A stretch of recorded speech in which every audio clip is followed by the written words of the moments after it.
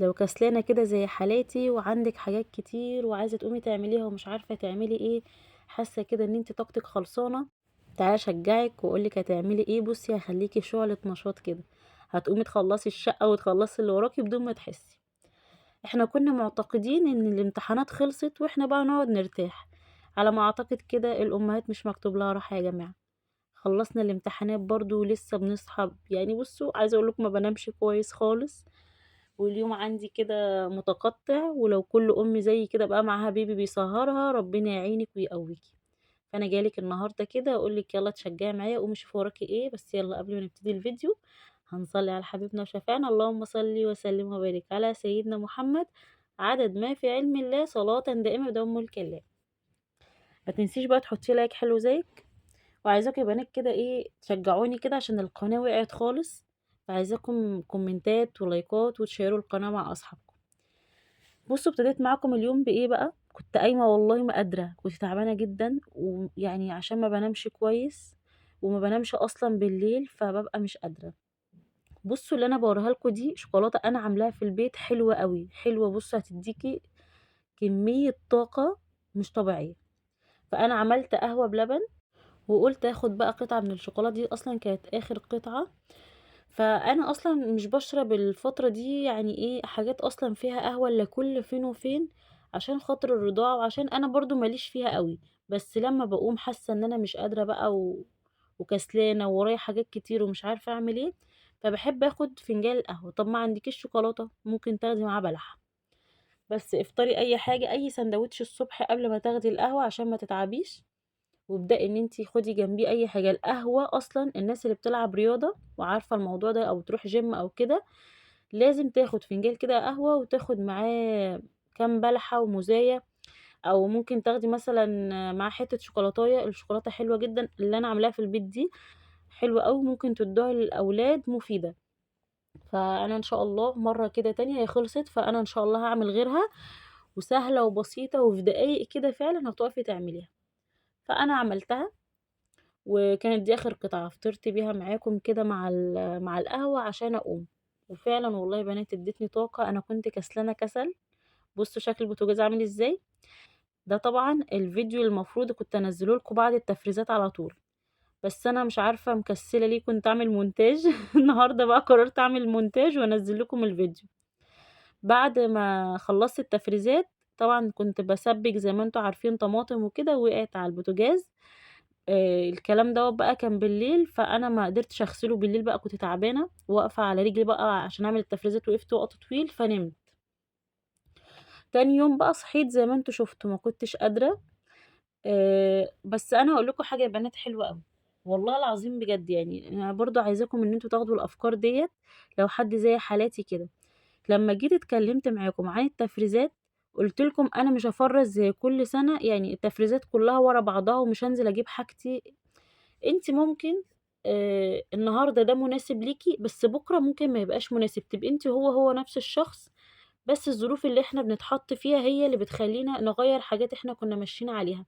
يعني أنا من الناس اللي كنت باحب أشتري حاجتي وأفرّزها بالكتير أوي على يومين مثلًا. دلوقتي أنا عندي ظروف إن أنا دلوقتي معايا بيبي صغير وطبعًا لسه بيرضع وكده، فطول الوقت ده غير البيبي طبعًا لأ، معايا أطفال تاني، اللي عايز ياكل، واللي عايز يشرب، واللي عايز يغيّر، وفي شقة عايزة تتنضف. في فعلًا ضغط ومش بانام كويس وتعبانة. فأنا لمّا جيت قُلت لكم على الموضوع اللي هو بتاع إن أنا أفرّز بالأسبوع، دي حلوة أوي، أوي، أوي، وعايزاكم تستفادوا منها. الناس اللي ما شافتش الفيديو كنت قايلة لكم إن أنا دلوقتي مثلًا باجيب حاجتي بالأسبوع، say مثلًا أنا بانزل يوم الخميس أو يوم الجمعة، يوم واحد في الأسبوع، باكتب الحاجات اللي محتاجاها وباشتريها. ده في الأيام العادية إيه، مرّة واحدة عشان ما افضلش نازلة طالعة. باكتب الوجبات، أنا مثلًا على مدار الأسبوع هاكل كذا وكذا، 7 أيام. فباكتب مثلًا الجدول دوّة وجنبيه على طول إيه المشتريات اللي أنا هاحتاجها عشان ما انزلش تاني على مدار الأسبوع. أنا زوّدت بقى إيه، تفريزات، يعني هو نفس الجدول اللي أنا ماشية عليه يا بنات. يعني عملت إن أنا ال7 وجبات اللي أنا هاعملهم على مدار الأسبوع، هاطلّع منهم 7 وجبات أشيلهم، يعني الطبخة الواحدة هاقسمها على 2 واشيل واحدة منها في الفريزر. فأنا دلوقتي مش هينفع إن أنا أجيب الحاجة واركنها، فقُلت إيه، وقفت يوم واحد فرّزت للأسبوع بتاعي كلّه، وكمان فرّزت أول أسبوع مثلًا من رمضان، فاهمين قصدي؟ يعني أنتِ تقدري تعملي كده، لو أنتِ ظروفِك مش هتسمح لِك تنزلي تجيبي التفريزات كلّها مرّة واحدة. بُصّوا أنا عايزة أورّيكم إيه، بُصّوا البطاطس اللي أنا فرّزتها معاكم، حبيت أنا هاعمل كذا حاجة من التفريز النهارده يا بنات عشان تشوفوا إن والله ما شاء الله البطاطس ما اسودِّتش وزي الفل معايا، وعايزة أقول لكم أنا مش هاعملها بزيت، أنا هاعملها في الair fryer. لو أنتِ برضه عايزة تعمليها في زيت فأنتِ هتنزّليها على طول يعني تطلّعيها من الفريزر تنزّليها على طول في زيت سخن. والفول برضه ده يا بنات أنا برضه عاملاه ومدمساه في البيت وشايلاه في الفريزر هو قرّب يخلص، فإن شاء الله هاعمل معاكم، أنا عملته معاكم كذا مرّة، بس هاعمل إن شاء الله برضه معاكم عشان البنات اللي لسه مش عارفة.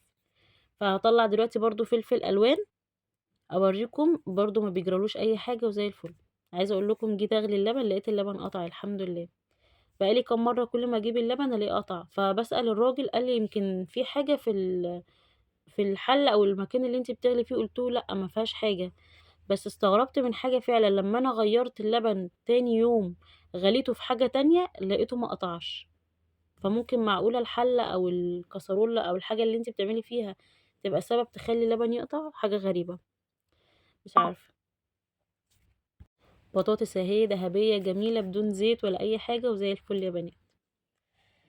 بس أنا باحضّر معاكم الفطار وقُلت بقى أحكي معاكم، فعايزاكم يا بنات بقى والله الموضوع هيفرق معاكم أوي، إن أنتِ ممكن تفرّزي لو أنتِ بتاخدي مصروفِك باليوم، فرّزي لطبختين، طبخة هتعمليها وطبخة تاني تشيليها في الفريزر، هيسهّل عليكِ أمور كتير أوي. أنا باتكلم على البنات اللي هي ما عندهاش وقت أو ظروفها مش هتسمح لها، وعارفة إن في ناس كتير أوي هتتفق معايا في التفريزات وناس كتير مش هتتفق معايا، بس إحنا بنعملها. أنا باقول مثلًا بدل ما أروح أشتري أكل جاهز في يوم أو بدل ما أنا مثلًا يعني أوقات بيحصل علينا ظرف مثلًا عملت الملوخية معاكم وهاعملها النهارده على فكرة في الفيديو هتشوفوها معايا، اللي أنا مفرّزاها هتعجبكم أوي، وادي الخيار اللي أنا عاملاه أهوّة هاوريه لكم والله في 3 أيام فعلًا، وبدأنا ناكل فيه حلو أوي. كل ما بتعملي الحاجات دي في البيت، البيت بيبقى فيه بركة وبيبقى حلو أوي. حاولي على قد ما تقدري، يعني أنتِ جبتِ كيلو خيار شيلي نُص كيلو منه اعمليه كده ببرطمان مخلل، والنُص التاني اعملوه لو السلطة أو أنتِ بتحطيه جنب الأكل كده. حاولي على قد ما تقدري إن أنتِ تخلّي بيتِك فيه بركة، إن ما يبقاش البيت فاضي كده، لأ حاولي شوية مخلل تعمليهم بإيدِك، شوية تفريزات حتى لو مش عشان رمضان، ساعات بييجي لنا ناس على غفلة، ممكن تبقي قاعدة وتبُصّي تلاقي مثلًا حد من قرايبِك جه على غفلة، هتطلّعي مثلًا حاجة في ثواني كده تلاقيها. أنا عارفين كنت باعمل إيه، كنت لمّا باجي أعمل محشي كنت باعمل حلّتين، حلّة أخلّيها على يعني أسوّيها وفي حلّة تاني أحطها في التلاجة على الشبكة. أعمل صينية المكرونة، والله من زمان من قبل ما كان بقى يعني ما كنت بادخل على اليوتيوب أو باشوف قنوات أو أي حاجة مثلًا الكلام ده من 10 سنين، أنا كنت باعمل التفريزات دي من أول ما اتجوزت، حاجات كانت بتبوظ منّي وحاجات الحمد لله كانت بتبقى كويسة، بس مع الوقت خلاص بقيت أتعلم من أخطائي، فلقيت إن في ناس كتير بعد ما اليوتيوب بقى خلاص بدأ ناس تنزّل عليها الكلام ده يعني من قريب، اليوتيوب ده مش من زمان، ففي ناس أصلًا من زمان كانت بتفرّز. ولقيت ناس كتير ماشية على الطريقة بتاعتي أصلًا وإحنا ما كناش نعرف بعض، وكل واحد كان على حسب ظروفه. أنا كان مثلًا كان لازم أنزل أشتري حاجتي مرّة واحدة، فلازم إن أنا أشيل حاجات منها، طب ما أنا لو سِبتها برّه هتبوظ، فكنت باضطر أشيلها في الفريزر. بس مع الوقت بقى بتتعلمي وبتشوفي الحاجات الكويسة ليكِ، وبتبدئي إن أنتِ إيه، تفرّزي على كده. بُصّوا ده الفطار بتاعنا فضل ونعمة من عند ربنا يا بنات، شوية مخلّلات حلوة أوي. مش باقول لكم بقى أنا مش مكتوب عليَّ راحة، بس أنا اللي مش مريحة نفسي خدوا بالكم. أنا خلاص بقى عملت شوية تفريزات الأسبوع وشِلتهم، يعني المفروض كل اللي ورايا دلوقتي إن أنا هانضّف بس الشقة، هاطلّع الأكل أحطه على النار على طول. بس نزلت لقيت عند الراجل قُلت لكم طبعًا المخلّلات اللي أنا كنت عاملاها معاكم في فيديو لوحدي دي الحمد لله خلصت بالهنا والشفا، عشان ما كنتش عاملة كميات كبيرة برضه، لقيت عنده لِفْت، قُمت جايبة 10 كيلو لِفْت. بس أنا الصراحة عاملة الليفت ده ليّا ويعني مش ليّا لوحدي، أنا وماما، فقُلت نعمل إيه، هُم ياخدوا هنقسم الليفت بيني وبينهم، وطبعًا بعد ما بيتنضف والكلام ده ما بيبقاش 10 كيلو، يعني ممكن يدّيكِ 8 كيلو، 7 كيلو على حسب، فلقيت أصلًا ما كنتش هاجيب الكمية دي كلّها، أنا كنت هاجيب كمية بسيطة، لقيت الراجل قال لي: "دول آخر شوية وخديهم." ومش عارف إيه، والله يسامحه لقيت كام واحدة فيهم كده شايخة، فمش مشكلة بقى إيه، خدته وزي ما أنتم شُفتوا بقى فرشت في الصالة، لإني ما كنتش قادرة بقى أقف، طبعًا كمية كبيرة. دخّلت الولاد بقى الغرفة بتاعتهم وقُلت لهم اقعدوا أنتم هنا عشان أعرف إن أنا، لإن لو كانوا قعدوا معايا برّه في الصالة كان زمان الدنيا كلّها اتبهدلت. فزي ما أنتم شُفتوا بقى كده نزّلت كل الكمية بتاعة فرشت المفرش ده، والمفرش البلاستيك اللي تحت ده حلو أوي، قُلت عشان بس ما نبهدلش الدنيا، وأنا عندي كمان السجادة الرمادي دي رخمة رخامة، لإن التراب أو أي حاجة بتُقع فيها بجد تنضيفها صعب، وأنا المكنسة بتاعتي بايظة، فمش عايزة يوصل لها أي حاجة. فقُلت يالّا بقى خلّينا نخلّي كمان شوية مخلِّل من الليفت قبل ما يخلص. فبرضه إيه، خلاص يا بنات الليفت خلاص بيخلص، فأنتم لو عايزين برضه تلحقوا انزلوا اشتروا، هتلاقي الكيلو عامل 5 جنيه دلوقتي، هو أصلًا من ساعة ما نزل هو تقريبًا عامل 5 جنيه. فبُصّوا بقى أنا مش هاعمل التفريزات بعد كده معاكم زي الأول 3، 4 فيديوهات تفريز ورا بعض، مش هاعمل كده، أنا كل أسبوع هاعمل تفريزات الأسبوع ومعاهم تفريزات أسبوع من رمضان، فاهمين قصدي؟ يعني الحاجات هاكتب معاكم مثلًا الجدول ال7 أكلات بتوع الأسبوع اللي جاي إن شاء الله، وهاكتب قدّامهم إن أنا هافرّز 7 أكلات زيّهم، يبقى أنا كده إيه، الأسبوع اللي فات مع الأسبوع الجديد إن شاء الله يبقى على الأقل كده أنا فرّزت أسبوعين من رمضان، وأديني أبقى إيه، منّي باعمل الأكل بتاع الأسبوع، ومنّه في نفس الوقت ما ضغطتش نفسي لا ماديًا ولا جسديًا يعني. أديني بقى عبّيته زي ما أنتم شايفين كده بقى في البرطمانات الصغنّن أوي دوّة، حطيته زي ما هو صغيّر عشان يقعد معايا وقت، والتاني بقى اللي إحنا هناكل منّه على طول دوّة قطّعته. فأنتِ بقى لو عايزة تفرّزيه من السَنة للسَنة، بتجيبي اللي هي الكبيرة شوية، مش كبيرة أوي اللي هي الوسط، وت وتنضّفيه وبعد كده تغسليه كويس وتحطّيه سليم كده في البرطمان، عشان خاطر يقعد معاكِ كتير، ولمّا تبقي تطلّعيه بقى اللِفْت تقومي مقطّعاه بقى أنتِ، تاخدي الواحدة بواحدتها كده وتقطّعيه. وعادي يا بنات شوية ملح، حطّيت عليهم شوية ملح صخري، وتحطّي لو عايزة تحطّي شوية سُكّر، مش عايزة براحتك، وقومي حاطّة عليه المَيّة المغلية وسِبتيها تبرد، والله وساعات على فكرة أنا باعمل ساعات المخلِّل اللي هو مش هيقعد وقت طويل يعني، باعمله بمَيّة عادي من الحنفية، سهّلي على نَفْسِك الأمور وربنا يحسن ما بين إيديكِ وإن شاء الله بإذن الله الحاجة تطلع زي الفل. هنا بقى قُلت ألِم الغسيل، كان عندي غسيل منشور، وكنت غاسلة السجادة اللي هي بتاعة المطبخ، فقُلت خلاص ألِم بقى الغسيل وأقوم أنشرها، لإن أنتم عارفين بقى أنا ما عنديش إلا هُم 2 باغيّر فيهم، فعايزة إن شاء الله أشتري أصلًا، يعني عايزة أشتري سجادة للمطبخ كده عشان خاطر رمضان بقى، عايزة حاجة إيه، يعني أحس بتغيير. فهي يا دوبك أنا عايزة أقول لكم يوم ويوم عقبال ما باغيّر أصلًا سجادة المطبخ واغسلها، يوم يوم لأ. المحشي برضه عملت الغدا، أنا بُصّوا عايزة إن أنا أقول لكم اليوم مشي إزاي، أنا عارفة إن أنتم شاطرين في الحاجات دي. خلطة المحشي معروفة، بتحطي الصلصة، أدي دي الصلصة اللي أنا عملتها معاكم على فكرة، آخر فيديو، أنا عايزة أقول لكم كل اللي أنا باعمله في الفيديو النهارده ده، اللي أنا مفرّزاه معاكم، لإني زي ما قُلت لكم أنا مفرّزة حاجات للأسبوع دوّة، يعني أنا بدأت مثلًا من يوم الجمعة التفريز صح؟ من الجمعة للجمعة إن شاء الله أنا هاستخدم حاجات من اللي أنا مفرّزاها، لإني أنا مفرّزة حاجات الأسبوع، والباقي هاشيله لرمضان إن شاء الله. فأنا كنت برضه شايلة معاكم شوية صلصة، فهي بُصّوا ما شاء الله اللهم بارك، الرز عامل إزاي، أحمر إزاي، الصلصة جميلة. فحطيت بصلاية بس على النار احمرِّت، ونزلت بكيس الصلصة اللي أنا مسبّكاه، ما خدتش ثواني لإن الصلصة أصلًا متسبّكة، وقُمت مقطّعة عليها الخضرة شبت وبقدونس وكزبرة، وده الكرنب برضه يا بنات اللي أنا كنت شايلاه معاكم كل حاجة.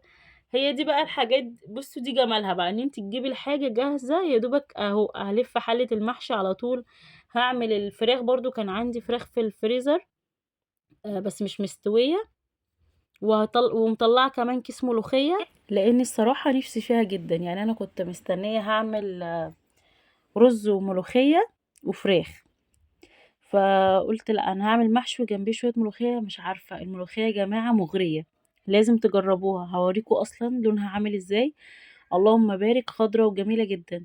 الناس اللي ما شافتش الفيديو بتاع التفريزات ترجع للفيديو اللي قبل ده على طول، وهتلاقي بقى إن شاء الله التفريزات الأساسية. بُصّي، يعني عشان برضه في ناس ما بيبقاش عندها مكان، الفريزر بتاعتها صغيّرة أو حاجة، اعملي على القد، هاقول لكم دلوقتي الأفكار اللي في دماغي، بس الأول يا بنات أنا دلوقتي لفيت حلة المحشي وشيلتها في التلاجة لحد ما الملوخية والفراخ يحلّوا معايا خالص عشان أعمل الغدا مرّة واحدة. فأنا بادئة معاكم اليوم بقى، اليوم اللي أنا صوّرت الفيديو أنا بادئة اليوم من بدري، فحبيت إن أنا أعمل معاكم روتين صباحي كده حلو نشيط، إن أنتِ تشوفيه تتشجعي لو وراكِ أي حاجة تقومي تعمليها. فأنا قُلت عشان لمّا ييجي وقت الغدا خلاص، يعني أنا المفروض كده الحمد لله فطرنا، وعملت كمان الغدا بتاعي، بس مستنية إيه، إن أنا هاسويه. فقُلت بدل ما أنا قاعدة وكان يونس نايم والعيال ربنا هاديهم وساكتين، فقُلت خلاص خلّيني أدخل المطبخ أشطّب المطبخ كده، علشان بعد الغدا يعني شوية الأطباق بس اللي هتطلع يكون إيه، حاجات بسيطة ما اكوّمش على نفسي يعني مواعين كتير. لإن أنتم عارفين طبعًا أنتِ على مدار اليوم بيبقى عندِك حاجات تاني، يعني أنا دلوقتي مش واقفة في المطبخ طول اليوم بس، ما أنا عندي برضه تنضيفات برّه في الشقة، عندي هدوم بانشر وبالِم غسيل، يعني الحاجات اللي زي كده، الولاد طبعًا طلباتهم، فباحاول إيدي تبقى في المواعين أكتر حاجة، لإن كمان في هاموش بيبقى كتير أوي مش عارفة الفترة دي مع إن إحنا في الشتا، فبالاقي أي حاجة عليها يعني هاموش بييجي بسرعة، فباحاول على قد ما أقدر إن المطبخ يكون نضيف يعني، وما فيهوش مواعين ولا بواقي أكل ولا الكلام دوّة. فأغسل بقى المواعين كده معاكم وأقول لكم. دلوقتي بما إن شاء الله رمضان هييجي وهيكون في مدارس، وطبعًا وضع التعليم الحمد لله أنا شايفة إن هو بقى أفضل، إن ما بقاش الولاد يقعدوا من المدارس وبقى في التزام أكتر.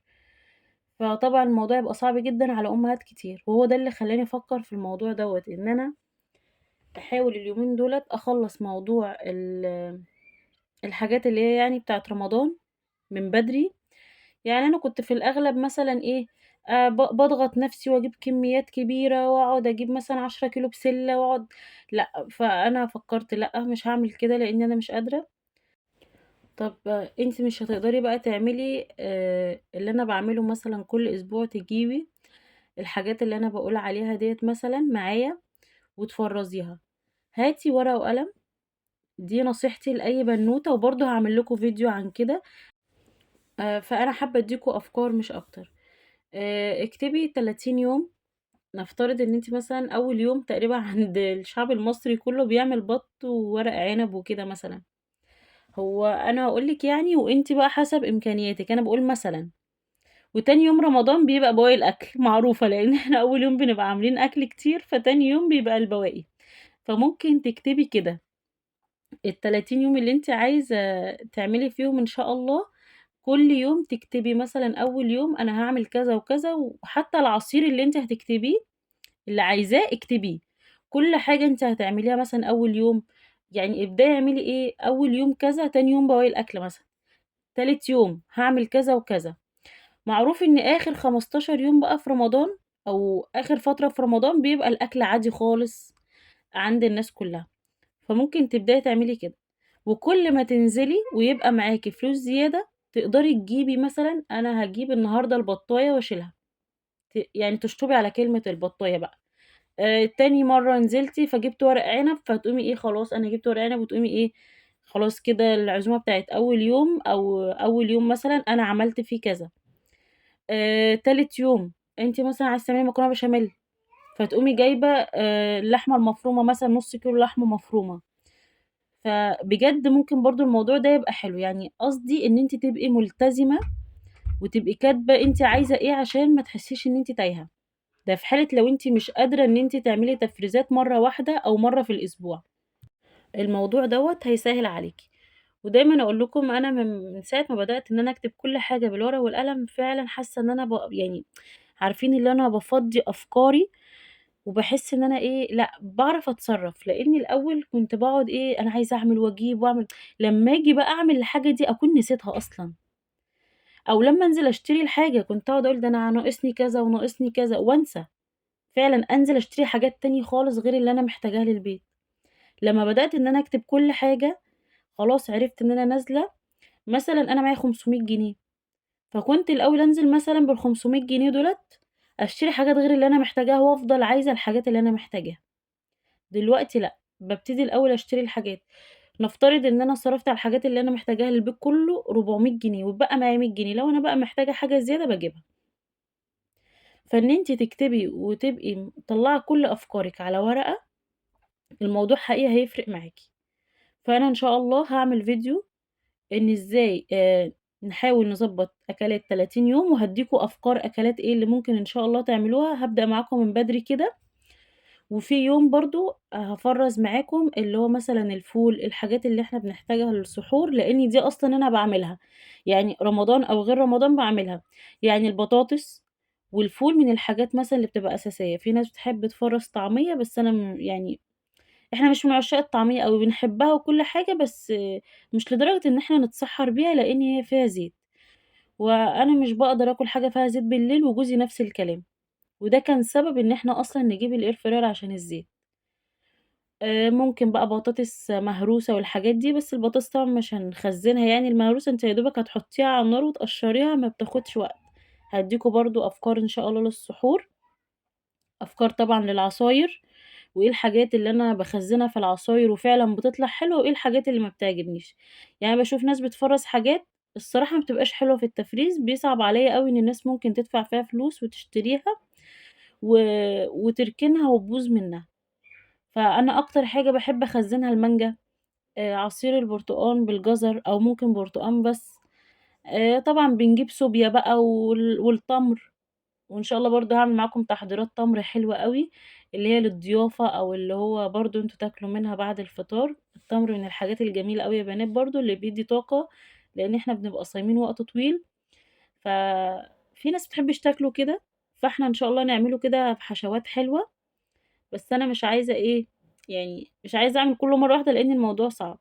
عايزاكِ تبدئي معايا كده لو أنتِ لسه ما بدأتيش إن شاء الله، ترجعي للفيديو يعني اللي فات ده اللي قبليه، الفيديو اللي فات كان تفريزات، اللي قبليه كنا بنرتّب هنفرّز إزاي، فأنتِ لو عايزة تفهمي الموضوع من الأول وما شُفتيش الفيديوهات اللي فاتت ارجعي كده للفيديو اللي فات. وعايزة أقول لكم برضه على حاجة مهمة أوي، في الطبيعي إن أنا كنت عامةً يعني لمّا باجي أعمل أي تفريزات لازم كنت أغسل الdeep freezer كلّه. فمش هاكذب عليكم أنا طبعًا دلوقتي مش هينفع أعمل كده، الموضوع صعب، بقيت أعمل إيه بقى، أنا الأسبوع ده أنا فرّزت حاجات مثلًا على قد رف واحد، فهو ده الرف اللي أنا غسلته، فبرضه ممكن يعني أنا باحاول برضه أساعدِك، اللي هو أنتِ حاولي مش قادرة تغسلي الdeep freezer أو المكان اللي أنتِ هتفرّزي فيه مرّة واحدة، فممكن على قد المكان اللي أنتِ هتفرّزي فيه، لو طبعًا الفريزر بتاع التلاجة فهي صغيّرة كده عادي لو أنتِ إيه، مسحتيها كده بشوية خَل. بس أنا باتكلم عن الناس اللي بتخزّن في الdeep freezer، فأنا حطيت رف واحد بس، نضّفته وحطيت عليه الحاجة، فحاولي على قد ما تقدري تسهّلي على نفسِك، لإني برضه أنا الموضوع دوّة يعني في حاجات بتعطّل، يعني أنتِ ساعات بتبقي نِفْسِك تعملي الحاجة، يعني أنا قعدت أقول إيه أنا عايزة أنزل أجيب الحاجات، عايزة أفرّز شوية حاجات، بصّيت عمّالة أقول طَب ما أنا عايزة أغسل الdeep freezer أنا لسه هافضّي الdeep freezer ولسه هاعمل ولسه وأحُط الحاجة دي فين تبهدل لي الدنيا وأزحم المطبخ، فقُلت لأ، طَب ما أنا ممكن يعني مكان واحد درج واحد مثلًا أو رف واحد أنضّفه، وكل ما آجي إن شاء الله أعمل حاجة أحُط يعني على الرف، مش لازم مرّة واحدة يعني أتعب نَفْسي، فإحنا بنحاول نسهّل بس الأمور، فدي برضه فكرة من ضمن الأفكار إن أنتِ ممكن تستغلّيها. خلّصت المواعين ورجعت تاني عِدت على البوتاجاز زي ما أنتم شايفين كده يا بنات، هو ما كانش متبهدل ولا حاجة، بس مطرح ما أنا إيه، يعني باستخدمه، فباحاول على قد ما أقدر إيدي تبقى فيه، لإني أنا لمّا باسيب البوتاجاز بيبقى شكله صعب، بُصّي، ما دام المواعين مغسولة والبوتاجاز نضيف تحسّي إن المطبخ كلّه نضيف. بُصّوا بقى التركاية الحلوة دي، الفينيك يا بنات، في ناس هتقول لِك أنا ما باحبش ريحته، في ناس ما بتحبوش أصلًا، أقوى فعلًا والله العظيم مُعقّم، ما لكيش دعوة بريحته، عايزة تغيّري ريحته حطّي معاه أي برسيل جل أو أي حاجة من اللي هي الحاجات الجل اللي ليها ريحة حلوة دي، بس أنا بقى عملت إيه، جِبت شوية مَيّة مغلية وحطّيت عليهم شوية صغيّرين كده وخدي بالِك عشان ده مُركّز جدًا، أنا كنت شارياه ب65 جنيه بقى له كذا شهر معايا، بانضّف بيه السيراميك بُصّي حرفيًا السيراميك بيخلّيه أبيض قشطة كده بيلمع، بس باعمل إيه، لمّا باحط بقى مع شوية مَيّة مغليين وممكن تحطّي شوية برسيل جل، كوريكس، أي حاجة بقى من اللي أنتِ بتستخدميها في التنضيف عامةً، شوية صغيّرين يدّوا ريحة حلوة، وتلمّعي بيهم تلمّعي بيهم الأرضيات، تنضّفي بيه التويلت، اعملي بيه كل اللي أنتِ عايزاه، حلو أوي والله وبينضّف وما بيسيبش ريحة وحشة ولا حاجة. من كتر يعني أنا جرّبت كل حاجة، بس دايمًا تحسّي إن إحنا بنرجع للحاجات بتاعة زمان. يعني أنا الحاجات دي كانت الناس بتستخدمها زمان وكانت بيوتها نضيفة قشطة كده، عارفين اللي هو إيه، تحسّي البيت بيلمع، هو دي الحاجات القديمة. كنت جايباه ب65 جنيه وسألت في مكان تاني لقيتها ب35 جنيه. الإزازة دي وبتقعد معاكِ كتير، فأنتِ بدل الديتول والحاجات الغالية اللي إحنا بنشتريها ديّة وأصلًا كده هي مقاطعة، فنحاول نرجع كده للحاجات القديمة. بُصّوا أنا حطيت دلوقتي الفراخ تتسلق، هاوريكم بقى الملوخية وأنتم اللي تحكموا، عشان في ناس بتخاف من التفريزات. يعني أنا كنت باشتري مثلًا ساعات في وقت كده نِفْسي بتروح للملوخية جدًا، فكنت باجيب اللي هي باسمة دي. لإن ما بيبقاش قدّامي وقت ونِفْسي رايحة ألاقيها لسه هاجيب وأعمل وأغسل وأخرط ومش عارف إيه، حتى لو أنتِ مش عايزة تشيليها، لو أنتِ مش هتفرّزيها وجايبة ملوخية وعايزة تعملي عندِك عزومة أو حاجة، اعمليها بالطريقة اللي أنا سايباها لكم يا بنات في فيديو التفريزات، حلوة أوي. وهاوريكِ والله الخضار بتاعها زي ما هو، طعمها حلو جدًا، حاجة أنتِ غاسلاها كويس بإيدِك ومنضّفاها وأنتِ عاملة فيها الحاجة بإيدِك أنتِ. حتى لو إحنا الحاجة مثلًا هتفقد نسبة مثلًا منها، يعني أنا مثلًا باقول كده لو أنا مثلًا دي هتفقد 20% أو 30% منها، أحسن من اللي أنتِ هتشتريها من برّه أنتِ أصلًا ما تعرفيش هي معمولة إزاي.